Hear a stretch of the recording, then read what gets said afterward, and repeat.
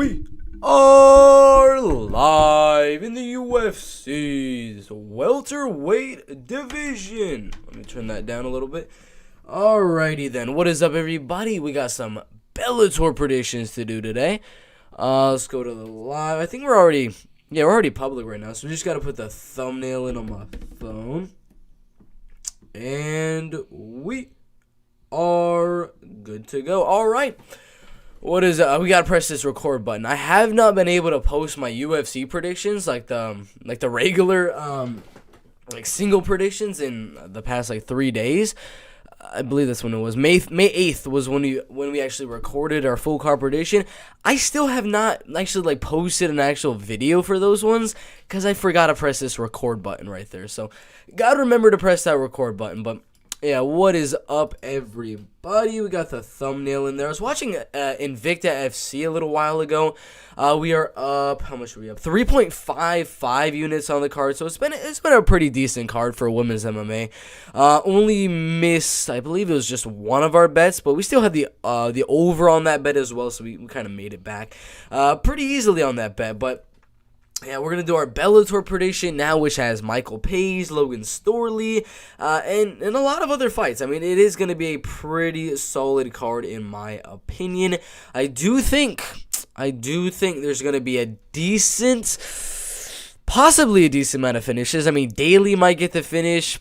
I mean, Michael Page is always live for a finish, but it should be a good card. I can't really tell you if it's going to be a crazy high finishing card because you never know with Bellator. Sometimes it's a lot of very close split decisions and things like that, and sometimes it's just a lot of finishes. You really never know with these type of organizations. So yeah, once a few more of you guys get into the live stream, we will start our predictions. If you guys are already in the live stream, make sure to go down and just comment on the live stream. Comment anything, just say hello or something, just so I know how many people are in the live stream. I think we have about 10 people in here right now.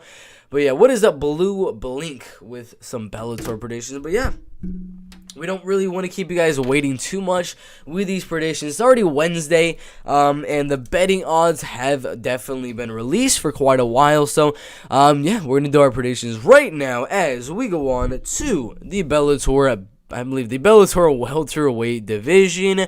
Bellator 281, MVP versus Storley in the welterweight division. We got 13 very solid fights. A few of them, you don't know what you're really going to get with them because there's a lot of opponents coming off of very long layoffs, a lot of short notice fights, and things like that. So it should be a very interesting card. At the bottom, we got Panko, Lanchana Green, Maciej, Rozanski, Elite Chadwick, Charlie Ward coming back, fighting Alan Carlos, Andrew Fisher, Attila Cormaz, Tim Wilde, Alfie Davis, Kate Jackson, Alina Kalino, I can never say that one, Alina Kalionidou, and Kate Jackson, Oliver and Camp, Mark Lemminger, Daniel Weichel, Robert Whiteford, Simon Biyong, Luke Trainor, Paul Daley's on the card, taking on Wilde, Giacomo, Dennis Kielholtz, Kana Watanabe, Fabian Edwards, Lyoto Machida, and MVP taking on Logan Storley. Now,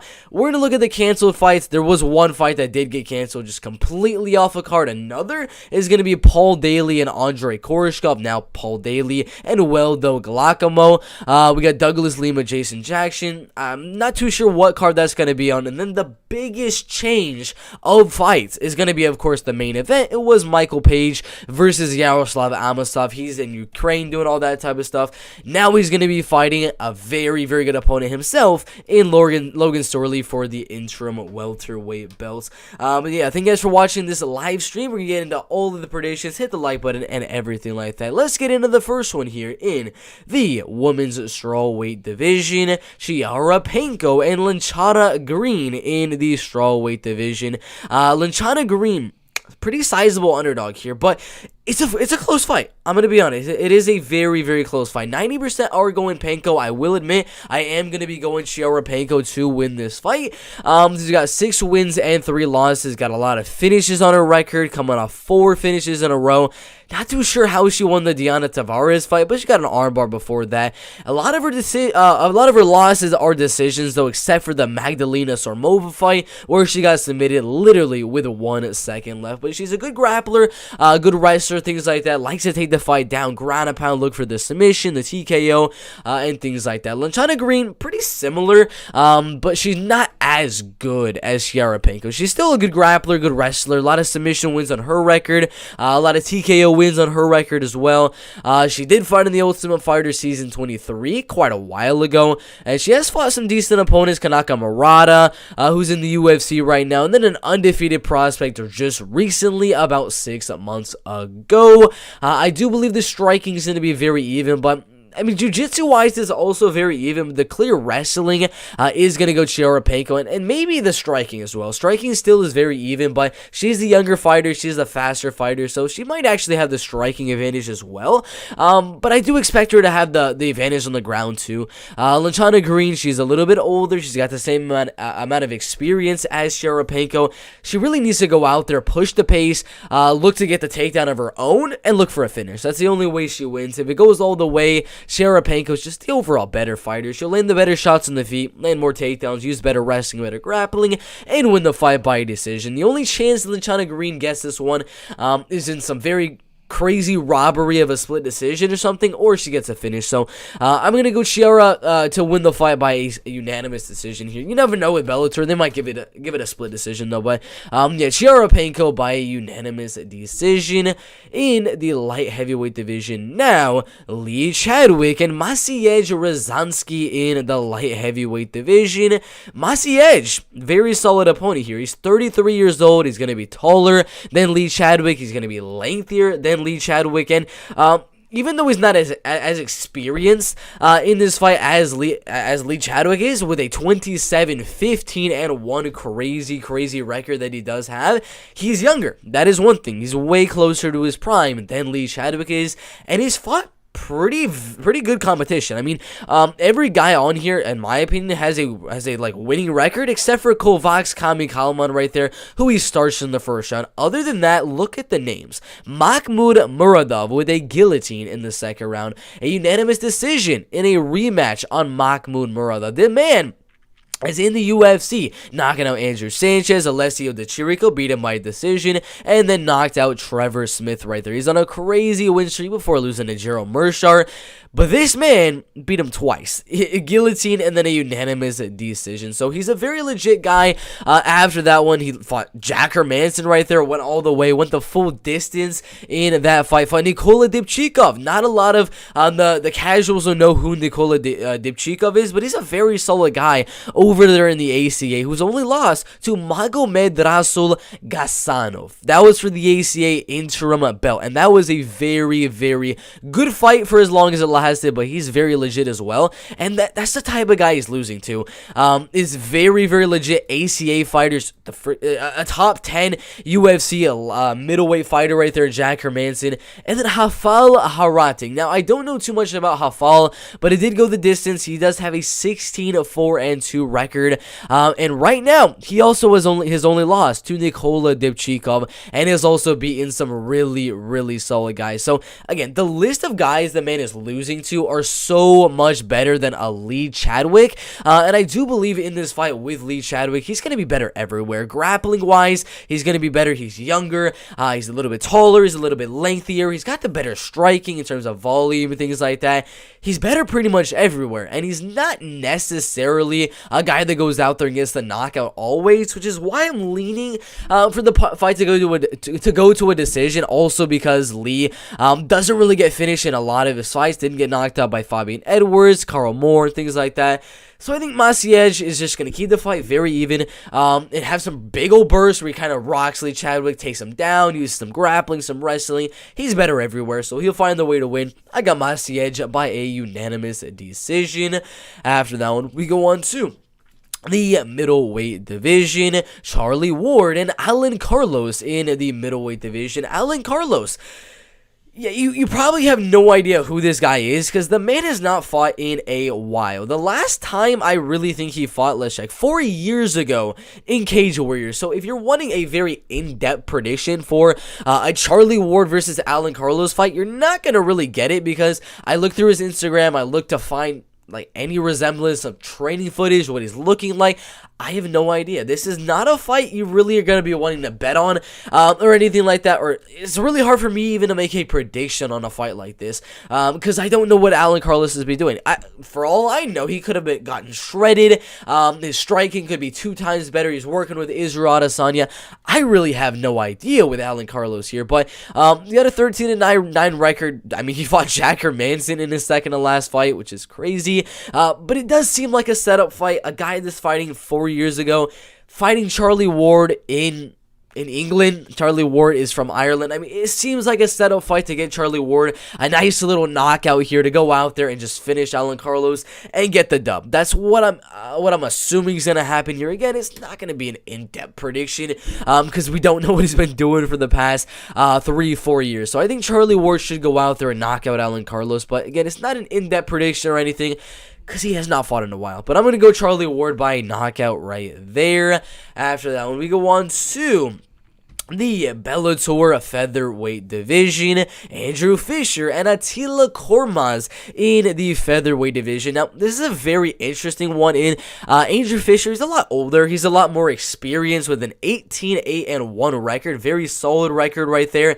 And it's gonna be a decent fight because he is taller. He's probably gonna be lengthier than Attila, but they're both hungry for the win. Attila is in the prime of his career at 30 years old, coming off very, very good wins over very experienced guys and losing to very experienced guys. So he has not really lost to any bad fighters. All of the guys he's losing to are very, very legit. 2 knockout wins, 2 submission wins, and 8 decisions.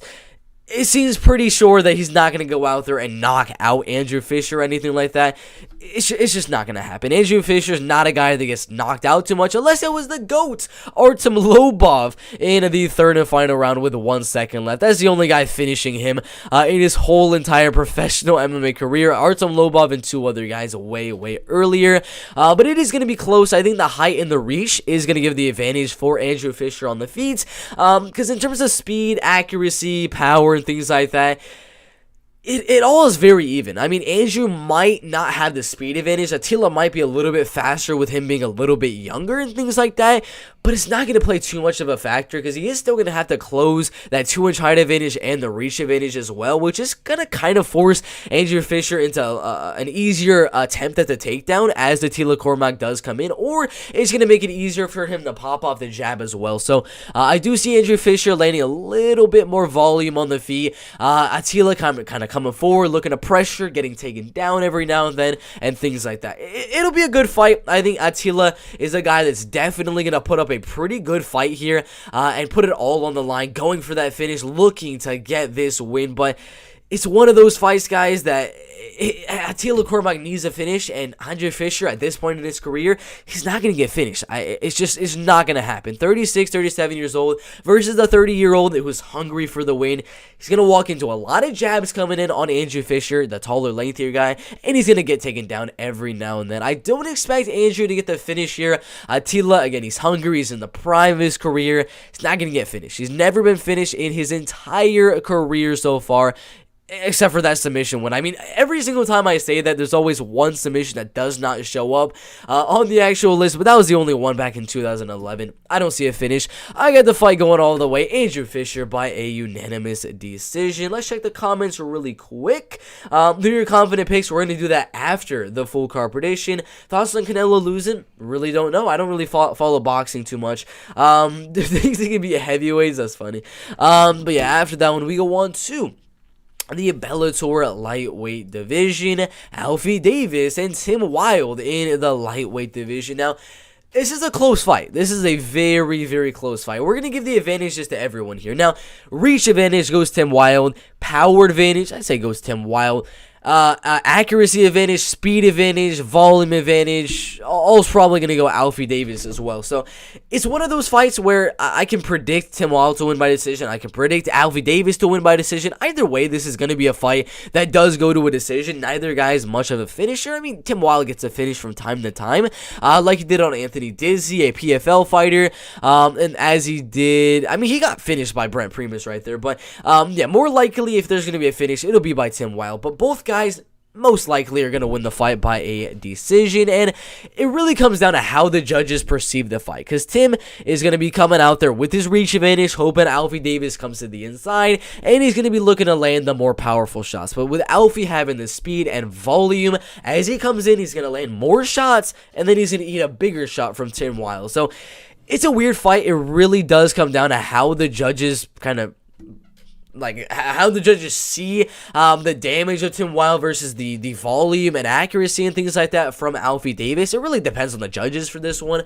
And it's a weird one. He's older. He is lengthier. They're both from England on a London, England card. So it's such a tough one to predict. I'm not confident on either guy whatsoever, but I am going to lean Alfie Davis just because he's a little bit younger. I think he's going to go out there and try to put on a pace on Tim Wilde and just keep on going with the cardio, keep on going with the volume. And I definitely expecting a close 29-28 decision. Alfie Davis by a decision right there. After that one, we go on to the Bellator flyweight division. Kay Jackson and Alina Kalinadu in the flyweight division. I never get that name correctly, but Alina, 23 years old, very, very young. I mean, I'm assuming 7 years from now, 8 years from now, when she's like 31 years old, she's going to be a beast, man. But she's the same height. She's a little bit smaller in terms of the reach size as Kay Jackson, but really not too much to really measure out. But she is going to be a very inconsistent type of fighter. She did start off with a very solid win streak, beating some girls by finish, submission, and then a knockout win. Joined Bellator, lost a unanimous decision, lost another unanimous decision to a 7-9, as well as a 4-2 fighter. But then she got a heel hook on Petra Castanova right there. So it's such a tough one right here. I mean, Alina, if she goes out there pushing the pace, looking to take the fight down over and over and over again in the fight, trying to control it, maybe look for that heel hook, look for a submission, look to ground and pound, get the TKO. I mean, it's very possible she can go out there and win the fight, but she hasn't really had the best luck inside of Bellator, and a win over Petra Kaskova is nowhere near a win as a win getting over Kay Jackson. So a lot of people I have seen are going Alina Kalinadu winning this fight because she's younger. They might be saying she's more hungry to win the fight or whatever the case may be, but Kay Jackson is a lot more experienced, only losing to the legit of the legit opponents: Tatiana Suarez, Alima McFarlane, Denise Kielholtz, Joanna Jacek. I mean, those are very legit names right there, and I believe she's going to go out there just with the cardio, just with the volume, just pressuring Alina Kalinadu, I cannot say that last name, pressuring Alina and trying to get that decision win. I don't think she's going to finish her. I mean, Beck Rawlings didn't, Bruna Ellen didn't. I do not think that Cindy Kavanaugh or Anastasia Yakova did, so I do see the fight going to a decision. I don't think Kay Jackson is going to get the finish, but I think she's going to pressure her. She's the younger fighter. Usually they don't have the smartest game plans, and the veterans come out there just trying to push that pace, push the cardio of the younger, unexperienced opponent. That's what I see happening here. I got Kay Jackson winning this fight by a decision right there. Thank you so much, Mad Angry Mike. You the man. Keep doing your thing. Sure will do. After that one, we go on to the welterweight division. Oliver and Camp and Mark Lemminger in the welterweight division. Oliver and Camp is very legit on the feet. He's 30 years old. He's a little bit he's not taller than there, but he's a lot lengthier. I was looking at the wrong one. He's a lot lengthier than Mark Lemminger in the fight, with a 6.5-inch reach advantage. But if you know anything about Oliver and Camp, you know where his one weakness does lie is in the wrestling and grappling. Now, submission-wise, he's very legit. Submission wins over Walter Gahadza, very solid win, and a submission win over Emmanuel Dawa right there, and a knockout win over Lewis Long. But usually if the fight does hit the mat and he's not able to get that triangle, not able to get the Japanese necktie, the rear naked, or whatever the case may be, if he's not able to land that submission, probably going to get controlled. Kyle Krishmer is such an amazing wrestler, went out there and dominated him on the ground. Kyle Krishmer is no Mark Lemminger. I mean, Mark Lemminger is no Kyle Krishmer is what I'm saying. So, I think Kyle Krishmer did a very good job of going out there, taking him down and controlling him there. Mark Lemminger's not going to be able to do that. His striking is nowhere near as good as Oliver and Camp, and he's not that good of a wrestler and grappler. From time to time, he will be able to take the fight down, ground and pound you, submit you, ground and pound TKO you, whatever the case may be. But on the feet, he's really not able to take too many punches. Got knocked out by Jason Witt, Yaroslav Amosov, and then Nyman Gracie. It wasn't really a knockout with the Yaroslav Amosov fight, but he did get the doctor stoppage there. But he did survive against Jaleel Willis, which is enough for me to say that possibly this one could go to a decision. So, Oliver and Camp, yeah, he's a finisher. He gets a lot of finishes in his fights. But Mark Lemminger, he's a guy that's coming off a finish on Nyman Gracie. He does not want to get finished for a second time in a row by knockout. He's going to be looking to survive, put on the wrestling game, put on the clinch game, kind of wear on the cardio of Oliver and Camp. That's what he should be doing. The more elusive karate style fighter in Oliver and Camp, the way you're going to beat him is to drain the cardio, kick the legs, just knee him in the clinch, knee his thigh in the clinch, just kind of limit the movement that he's able to produce once the fight does eventually hit outrange where the beginning of every single round does start at in MMA. So I'm going to go Oliver and Camp to win, but I know that the game plan of Mark Lemminger could possibly get him the win here, but I definitely see the fight going to a decision. Lemminger, it's just his chin. You never really know with that chin, man. But I got Oliver and Camp winning the fight, outstriking him for 3 straight rounds and winning it by a unanimous decision. After that one, we go on to the Bellator featherweight division. Daniel Vancil and Robert Whiteford in the featherweight division. Now, this is a solid fight. 2 veterans in the game. One of them has not fought in quite a while. 2.5 years since the Sam Sicilla fight, Kana Musa fight, Kevin Patish, Nam Pham, and all those fights. Then he had the unintentional eye poke scenario with Andrew Fisher, who's also on the card as well. He's not going to be as tall, not going to be as lengthy as Daniel Vancil, and he's not going to have as much experience as Daniel Vancil, and he's going to be older than Daniel Vancil. So a lot of advantages off the bat going Daniel Vancil. So I do definitely see the fight going to a decision, like a lot of people are saying. Whiteford, if you look at his record, if it's going to show, he's got a lot of decision wins on there. I mean, yeah, there's a few knockouts, few submission wins, but if he's fighting a guy with similar skills to him, probably going to get the fight to go to a decision. If you look at all the wins, you got 7 knockout wins, 2 submission wins, and 7 decisions right there.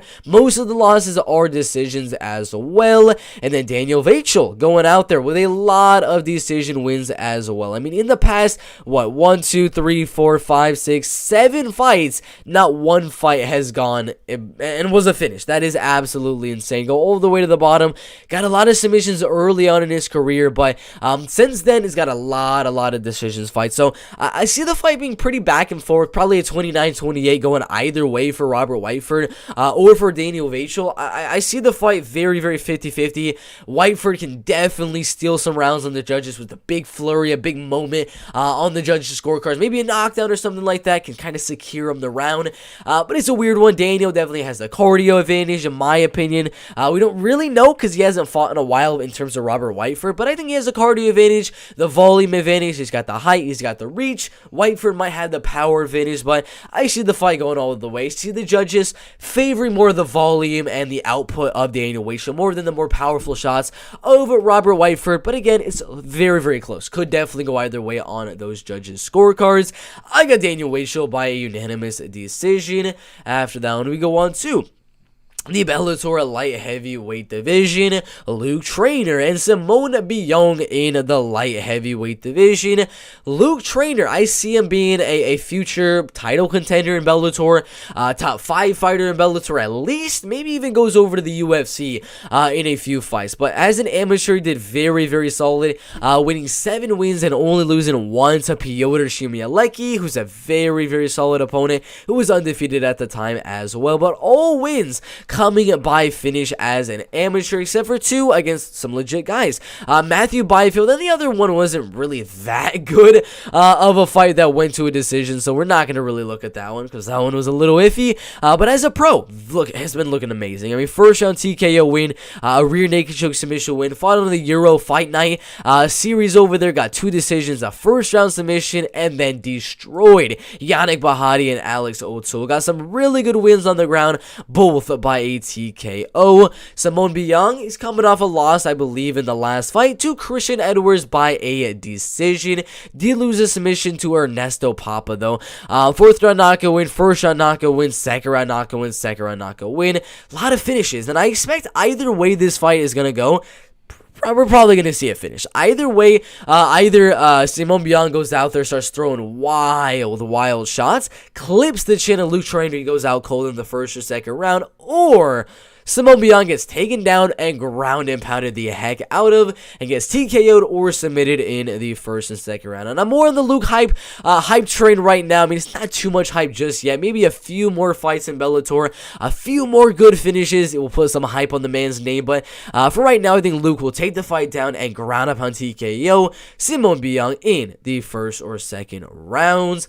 After that one, we go on to the welterweight division. Paul Daley and Wendell Giacomo in the welterweight division. Wendell, if you're looking at the fight with a guy like Paul Daley, it's a tough outing, especially on short notice, as the original opponent was Andre Koreshkov. I would have gone Andre Koreshkov to win that one by a decision, but now it's Wendell Giacomo, much easier opponent, who has beaten some solid guys. Yoran Carlos is fighting in the LFA this weekend. Anderson Nascimento, we submitted him, and then a lot of other submission wins. 4 knockout wins, 4 submissions, and 1 decision, losing 2 fights by a submission right there. But Paul Daley is a powerful guy.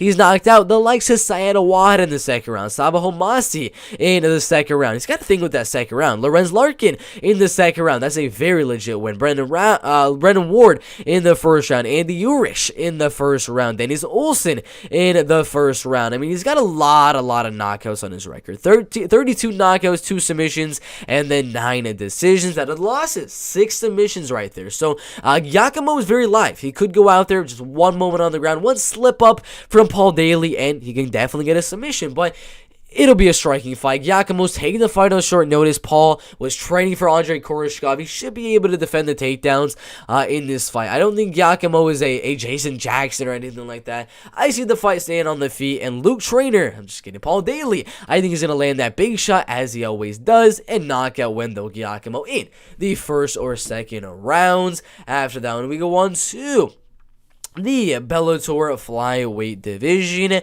Denise Kielholtz and Kana Watanabe in the flyweight division. Now, Kana losing in her last fight to Alejandra Lara by split decision.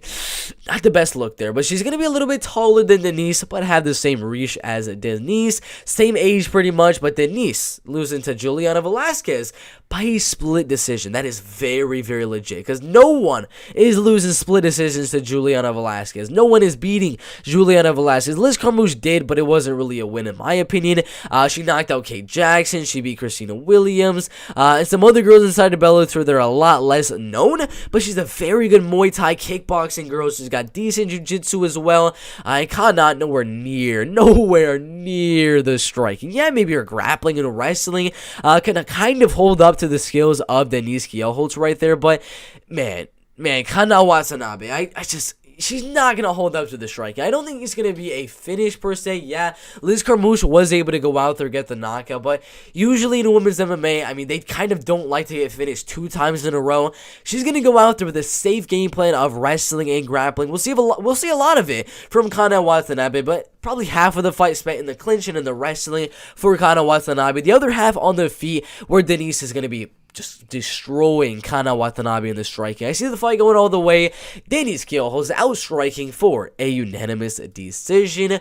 We go on to the middleweight division. Lyoto Machida and Fabian Edwards in the middleweight division. Lyoto losing to legit guys. I mean, yeah, you might be looking at the age, you might be looking at the height, the reach, and things like that, and see Fabian is in the prime. He's going to be 5.5 inches longer than Lyoto Machida. It's the same height. He's a little bit less experienced, yeah, but they're both coming off of losses. Fabian Edwards losing a split decision to Costello Vancinas, a dominant unanimous decision to Austin Vanderford, and then Lyoto Machida losing a split decision to Gegard Mousasi. That is impressive as a blank. Losing a split decision to Phil Davis, and then losing a unanimous to Ryan Bader. This is going to be a striking fight, as it was mainly in the Gegard Mousasi and Phil Davis fights. And if he's getting split decisions against one of the greatest middleweight fighters outside of the UFC in history, in Gegard Mousasi, and one of the best light heavyweight fighters outside of the UFC in Phil Davis, if he's getting such close fights with those guys, man, how close of a fight is it going to be with Fabian Edwards? Yeah, Fabian's a good kicker. He's got some pretty solid striking. He's not going to go out there and finish Lyoto Machida or anything like that. The fight's definitely going to go to a decision. But Lyoto, man, he's beating some really, really legit guys. And he's losing very close to very legit guys as well. I believe he's going to attack the leg early on for Fabian Edwards. He's going to throw a lot more volume. He's the veteran of the fight game. He's been fighting for a very, very long time. I know the game plan is going to be to out-volume Fabian Edwards. Fabian's probably going to look for that big knockout shots, so we can put that on the highlight reels that, boom, I knocked out a legend in Lyoto Machida. But as he's looking for that knockout, Lyoto's going to counter him. He's going to use that karate to land those leg kicks, the front kicks, that right down the middle. I mean, he's going to land so many good shots on Fabian Edwards. I'm surprised he's the underdog, but I'm going to go Lyoto Machida to win. At the moment, he's at plus 145. Very, very interesting. He was actually the favorite when the odds did actually announce. That's pretty interesting. But yeah, I'm definitely going to go Lyoto Machida by a unanimous. Wait. Before I do that, I do want to check what Lyoto Machida's odds were against Phil Davis and Gegard Mousasi. So, wow. Gegard was a 3-1 favorite. Phil Davis was a 4-1 favorite. And then Fabian Edwards is a 1.5 to 1 favorite right there. That is very, very interesting. Very interesting. So, yeah, I just wanted to check that out really quick. But yeah, I am going to go for Lyoto Machida to win the fight by unanimous decision. After that one, we go on to the Bellator welterweight division. Michael Venom Page and Logan Storley in the welterweight division for the interim belt. Now, the reason, for anyone that does not know, the reason it is for the interim belt, Yaroslav Amosov was supposed to fight Michael Page. He's stuck in Ukraine for some reason, so now he's going to be fighting Logan Storley, the only man to go like the distance with Yaroslav Amosov and make it the closest fight in his career. A split decision. Very, very close. Other than that, he's been really good beating AJ Matthews, Joaquin Buckley right there. That is definitely aged very, very well. And then Nyman Gracie most recently. But he's got 8 knockout wins on his record and 5 decision wins. Do I think he's going to knock out Michael Page? No, I don't. I mean, yeah, Douglas Lima was able to, but still, he's not going to go out there and knock him out. I see the fight going to a decision either way. They both have pretty solid chins unless they get caught and they're doing freaking weird dances like Michael Page is usually doing in his fights, but he's not going to be doing that against Logan, because if he does those dances, Logan's going to take him down and he's going to grind out that decision. Logan is at 29 years old at the moment, pretty much the prime of his MMA career, where Michael Page, you would think he's a lot younger, but he's only he's actually 35 years old right now. He's a lot taller, he's a lot lengthier, having an 7.5 inch reach advantage and a 6-inch height advantage. I don't really care. Logan Storley's going to take the fight down. He's going to grind. He's going to ground and pound Michael Page for like 5 straight rounds. It's going to be dominant. I mean, Douglas Lima did it pretty convincingly in their fight that happened a few months ago. Logan Storley is so much better than Douglas Lima on the ground. So, yeah, Logan Storley by a unanimous decision right there. That is the full card prediction. Bellator 281 MVP versus Storley. Got Logan Storley winning. I got the underdog Lyoto Machida winning, Denis Kielholtz winning, Paul Daley winning, Luke Trainor winning, Daniel Weichel winning, but it's very 50-50. Oliver and Camp winning, Kate Jackson winning, Alfie Davis winning. Again, so unpredictable. I got Andrew Fisher winning, Charlie Ward winning, Maciej Rozanski winning, and Chiara Panko winning. Those are the full card predictions. Make sure you guys hit the like button, subscribe, and we'll see you in the next one. Let's go. Let's check the comments really quick. Burnout, you're making me feel small. Hard to gauge how good Fabian is. Hard to pick Machida in England for me. I think he's live, though. Yeah, it is in England, so maybe the judges have some bias on him on those judges' scorecards, but yeah, I think they probably won that one.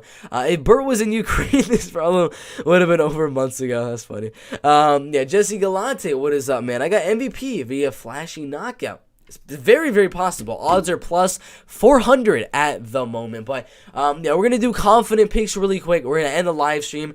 Then I got to go watch some Invicta FC. I'm going to check the Invicta FC live stream really quick.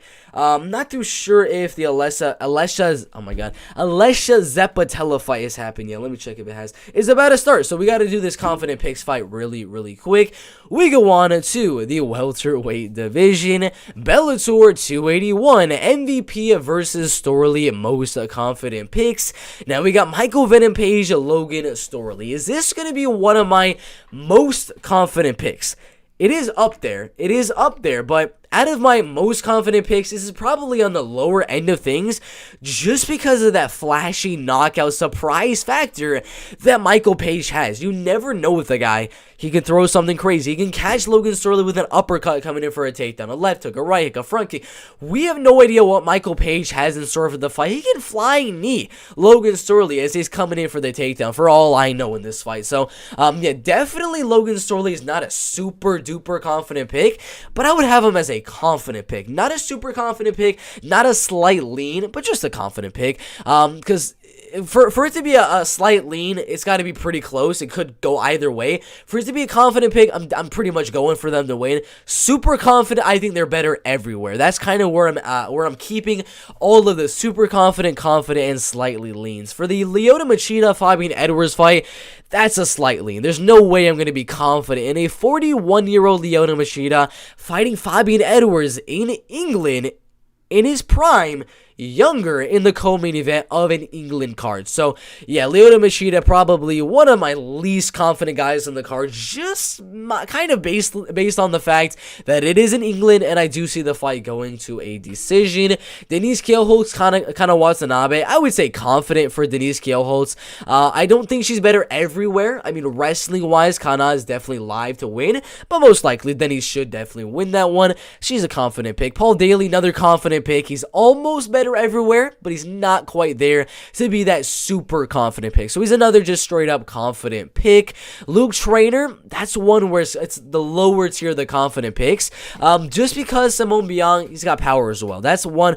Either way, one of those guys is getting finished. So I think I'm going Luke Trainor. He's a confident pick as well. Daniel Vancil, that's just a slight lean. That fight can definitely go either way. Just a few moments from either guy can definitely win that fight. Oliver Enkamp, slight lean for him, because you never know with the wrestling of Mark Lemminger. He can play the clinch game and win the fight. You really never do know. Kate Jackson, another slight lean, just because it's such an unpredictable type of fight. It is women's MMA, very, very low level, and Alina Kalindu is very unpredictable in how she does fight. So, yeah, very slight lean type of fight there for Kate Jackson. Another slight lean on Alfie Davis, right there as well. I think he's better in terms of volume, speed, and things like that. But Tim Wilde's more powerful, so that one could go either way. Slight lean for Alfie Davis. Andrew Fisher, that's another slight lean. I mean, there's a lot of slight leans on the card. The only confident fighters are on the main card up here. But Charlie Ward, that's where we get another confident pick. But I'm going to actually say super confident. Alan Carlos has not fought in a while, and Charlie Ward is better everywhere. He's better in striking, he's better in wrestling, he's better in grappling, and he's from Ireland. This is an England fight card as well. So yeah, I definitely think the fight will go Charlie Ward. That is my only super confident pick of the card. The reason I put him in super is because super only means they're better everywhere. Confident means they're better almost everywhere, and he's not better almost everywhere, he's better everywhere.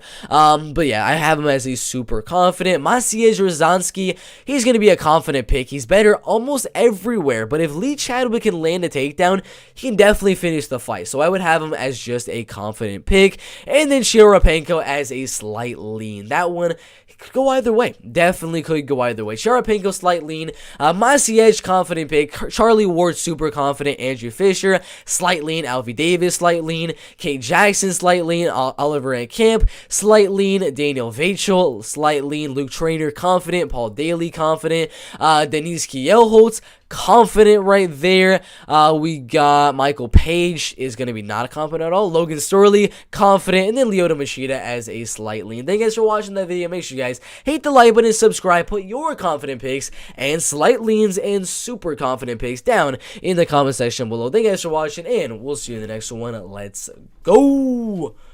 All right. Time to watch some Invicta FC now. Let's get it. All right, we're gonna check the comments really quick. Let's see. All right, let's check the comments before I end the live stream. What prop you have for Ward? For Ward, what do I have on Ward? Let me see. Charlie Ward. I'm probably going to do nothing on that one. I don't want to do Ward inside the distance, minus 145, because, again, he's coming in on after a 4-year layoff, so I'm not going to do anything on Charlie Ward. I like Kielholtz, but the odds are terrible. Yeah, if you got in there a lot earlier, you would have been liking your odds there. I looked past that fight. I was really, really pissed when I saw the fight go from plus 120. I was trying to bet Denise Kielholtz, but it went down to what, minus 135 in the span of what, like 4 minutes, and I couldn't get the bet in, so I ultimately passed on it. I probably still should have bet at minus 137, and it just kept on going down. But yeah, I'm kind of mad I didn't get the bet in on that one. But Trainor seems like a great parlay piece if you line him up with another good fighter. Trainor, Ward, you like, and Camp as well. Yeah, some pretty solid guys here. Over 1.5.